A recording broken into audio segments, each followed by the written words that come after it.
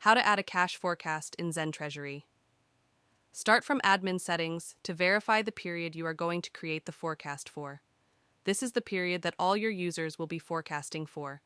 You can select the year and month for the forecast you are going to create.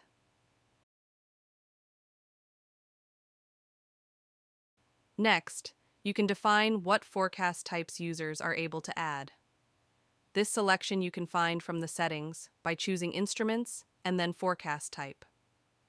Here we have a few default types, but you can add new forecast type by clicking the plus icon and giving it a name, defining if it's an outgoing or incoming flow, and enabling it by making sure the status is active.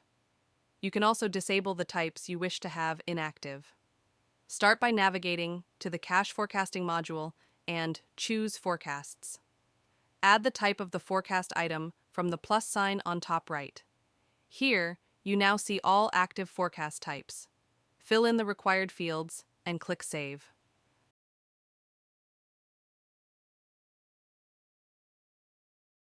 Now you can proceed to creating actual cash flows to your forecast.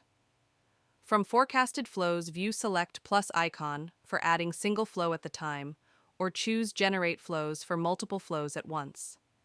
You can generate flows by filling in the calculation, start date, account, forecasted payment day, calculation end date, amount, how many payments per year, and the forecasted payment month.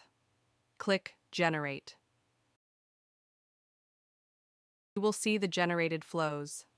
Now click Save if all looks good, or Cancel if you still need to edit the flow information. You have created a cash forecast, and these flows will now be displayed in the dashboard view. For next month cash forecast, you will only need to update forecast period and come back to the same forecast to generate new flows.